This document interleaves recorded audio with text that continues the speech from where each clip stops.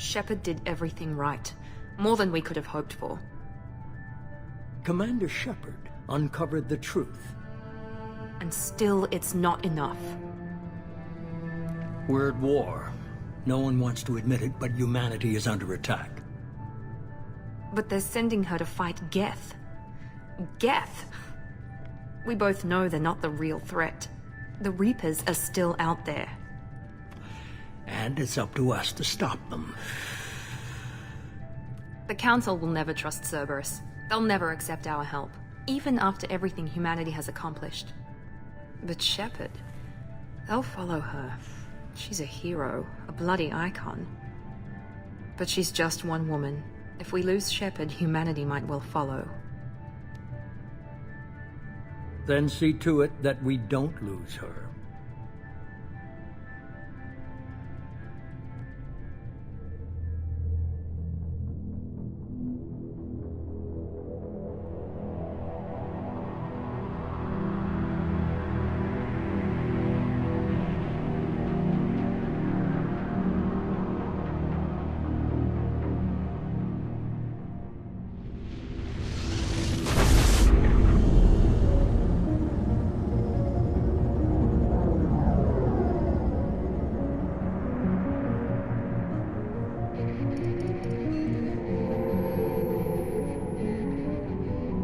Disengaging FTL drives.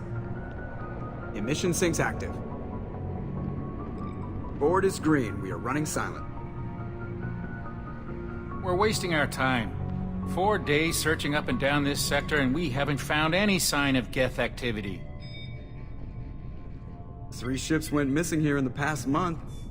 Something happened to them. My money's on slavers. The Terminus system is crawling with them.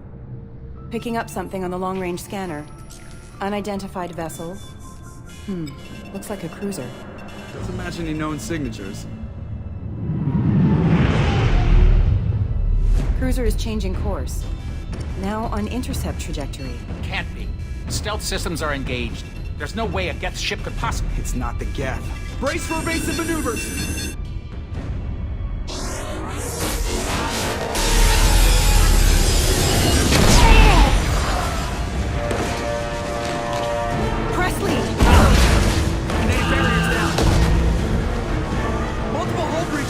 Weapons offline! Somebody get that fire out!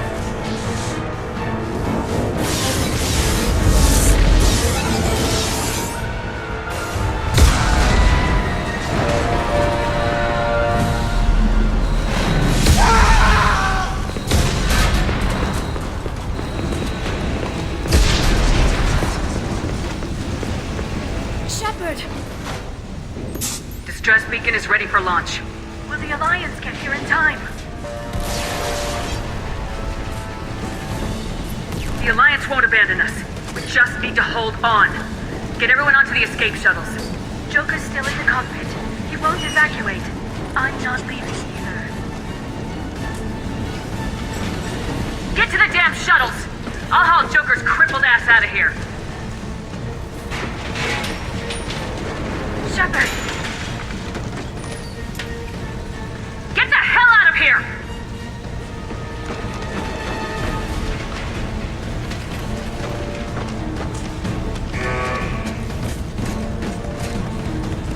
Everybody in! Go, go, go!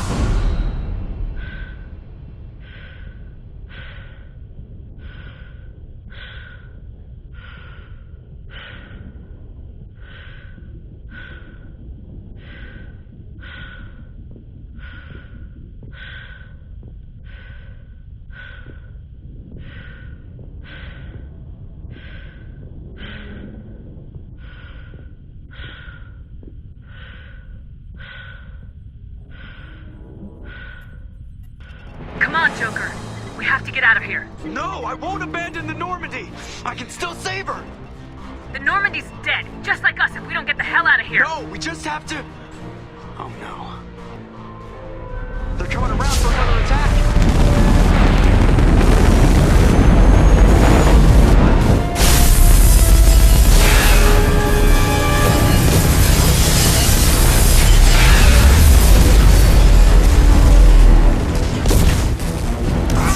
Watch the arm!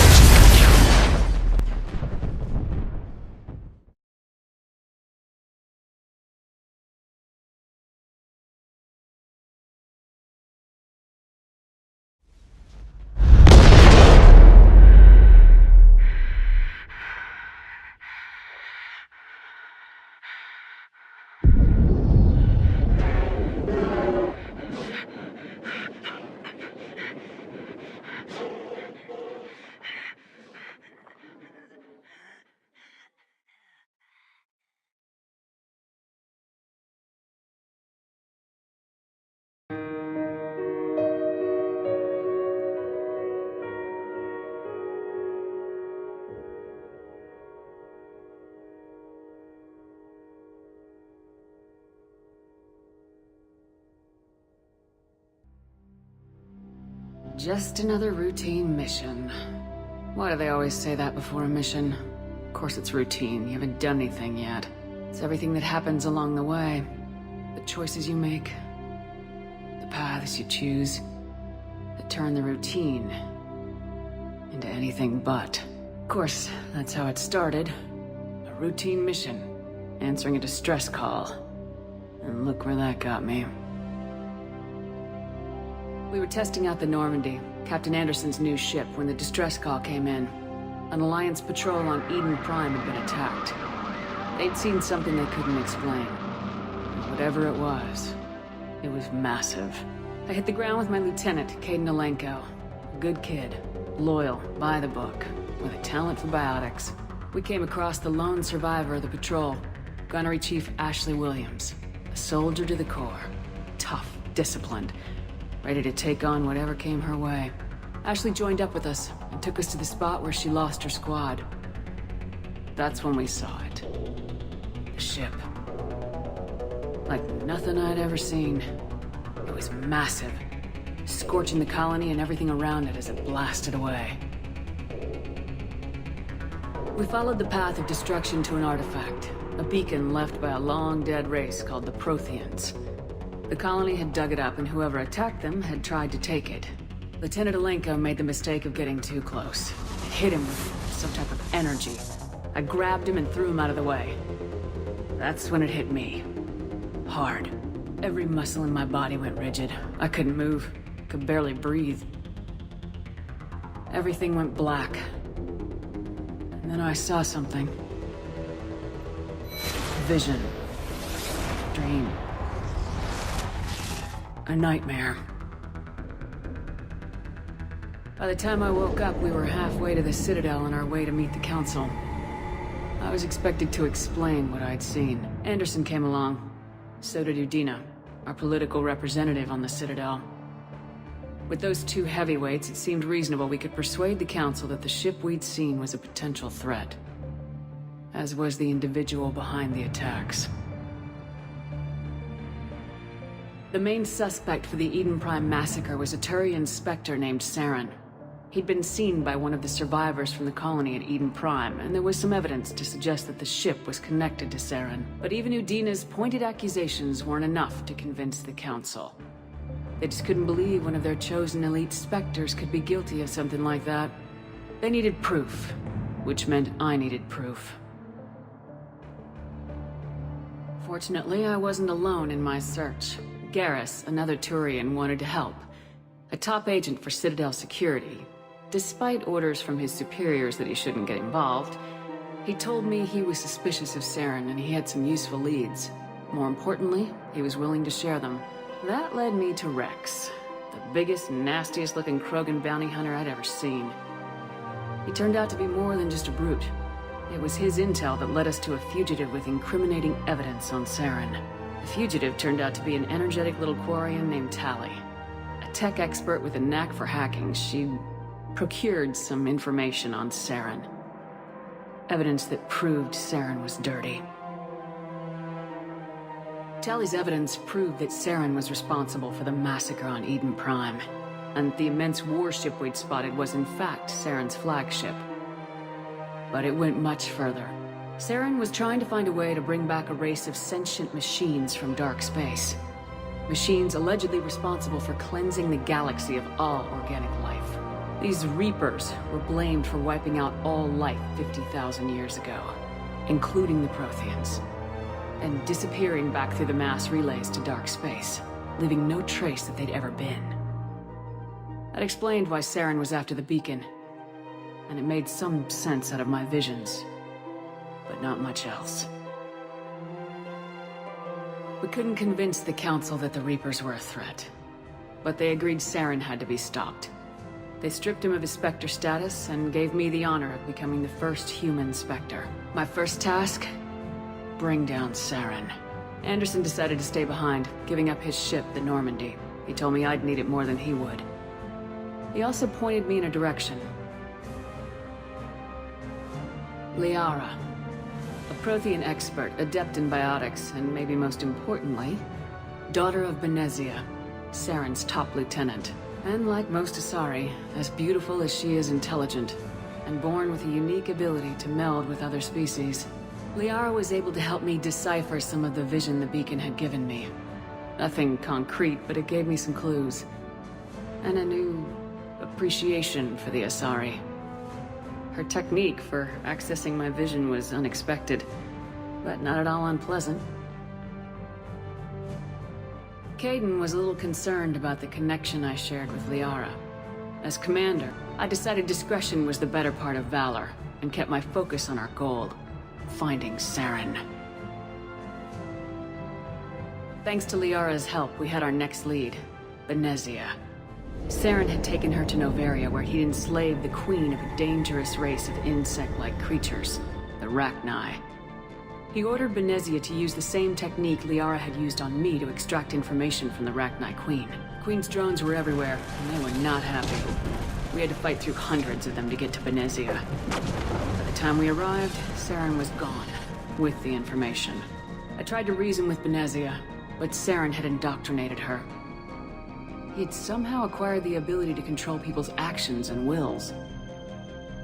Benezia wouldn't surrender, and Liara was forced to watch her mother die in her arms. And I was left with an angry, dangerous Rachni Queen to deal with. She claimed her drones would do no harm if I released her. I couldn't take the chance. I had a mission to do, and an army of angry Rachni would be one more problem I didn't have time to deal with. With Saren's top lieutenant dead, he was quickly running out of time and places to hide. I tracked him down at his base on Vermeer, but we soon learned it was more than a base of operations. It was a breeding ground. Saren was breeding an army of Krogan. He'd found a cure for the genophage, a disease inflicted on the Krogan to prevent them from breeding and taking over the galaxy. The Krogan Saren was breeding were slaves, mindless beasts that obeyed Saren's will. I had to destroy the base and all its research. Rex disagreed, violently. Rex wanted the genophage cure for his people. I tried to convince him to help me destroy it, that these Krogan weren't real. But he wouldn't back down. He just couldn't be reasoned with, and I couldn't let the base be saved, even if it meant curing the Krogan. Saren had to be stopped. When we finally got to the center of the base, I realized just how close Saren was to completing his plan. He was already in communication with the Reapers. Sovereign, Saren's flagship we'd all assumed was just a ship, was a Reaper. It spoke to me, threatened me. I could feel the menace it had for every living thing. It wanted me dead. It wanted us all dead. And I knew it was capable of doing just that. What I couldn't understand was why Saren would help it. But there was no time to think about it. Sovereign knew where we were. We had to destroy the base and get the hell out. I split my team into 2 squads, sending Ash with one and Kaidan with the other as a distraction. We had a nuke and we planned to use it. Before we could detonate the bombs, Saren showed up. We fought. I stalled him to make time for my team. And in talking to him, I realized the truth. It wasn't Saren who was indoctrinating everyone. It was Sovereign, the Reaper. And Saren was in deeper than all of them. He tried to convince me he was still in control. Said he'd found a way to reduce the Reaper's influence, but he was kidding himself. Or believing the lies Sovereign was telling him. Before I could convince him to stop, he ran, leaving me just seconds to extract my squad mates. I tried, but I wasn't fast enough. Kaidan was a good man and a great soldier. But I had to choose, and I chose Ash. That was the last time Saren would slip away from me. I knew then, the next time we met, one of us would die. With my team mostly intact, we chased Saren and his army to Ilos, a long-lost planet that had once belonged to the Protheans. As we prepared for what we knew would be a desperate fight, I spoke to my crew. We were just one ship, against Saren's growing army. I assured them all that despite the odds, we could defeat him. I'd never tell anyone, but I had my doubts. Leaving Kaidan behind had hardened my resolve. It revealed a weakness in my defenses. How many more friends and allies would I be willing to sacrifice in order to stop Saren? We arrived on Ilos close behind Saren. Once on the planet, we discovered a Prothean databank that helped me put the final pieces of my vision together. The Reapers had come 50,000 years ago, and every 50,000 years before that, each time purging the galaxy of life. The Protheans had fought and died like every species before them, but a few survived long enough to leave a parting gift. The Protheans had discovered that the Citadel was the key to controlling the mass relays. By sabotaging the Citadel, they found a way to close the relays to dark space, slowing the Reapers' return, giving us the time we needed to find a solution to stop the Reapers once and for all. Saren knew this. He was leading his army to take control of the Citadel and re-establish the relays to dark space, bringing the waiting Reapers here to destroy us all. We followed him to the Citadel. It was intact, but heavily damaged. He'd caught the Council fleets by surprise, and they were only now regrouping. And with Sovereign as his flagship, there was little hope that the fleets could counterattack with enough strength to take back the Citadel. But Saren was done running, and I was done chasing him. As the Alliance and Council fleets battled Saren's army outside the Citadel, I cornered the Turian bastard in the Citadel tower and confronted him. He died believing that the Reapers would save him. As I fought to regain control of the Citadel, the Council's flagship, the Destiny Ascension, fell under attack. Despite Saren's death, Sovereign and Saren's army continued to fight. The Council was aboard the Destiny Ascension and they were requesting assistance. The Council could be replaced. The fleets were needed here and now if we were going to defeat Sovereign. Even with the Citadel back in my control, Saren defeated and the Normandy leading the combined galactic fleet. The battle against Sovereign, a single Reaper, was relentless. It took the combined fleets of humanity and the other races, but in the end, Sovereign fell. The costs were immense. While humanity's efforts in the war earned us our first seat on the Council, it was a hollow victory. The Reapers were still out there. I knew the fight was far from over, but as the one who'd led the fight against Saren, I was given new responsibilities. The choice of humanity's first counselor was left to me to decide. On the one hand, Udina, the lifetime politician, ruthless and ambitious. He would easily navigate the political landmines that would soon be placed before him. The other choice, Captain Anderson, the career soldier. Tough but fair, but a friend, and someone I could trust. I didn't much like Udina, but sometimes you need a pit bull on your side. Someone willing to be the bad guy, for the sake of the greater good. The war was over. The threat had passed. In time, the Council would rebuild itself. The Citadel could be repaired. Even the pain of lost friends would fade.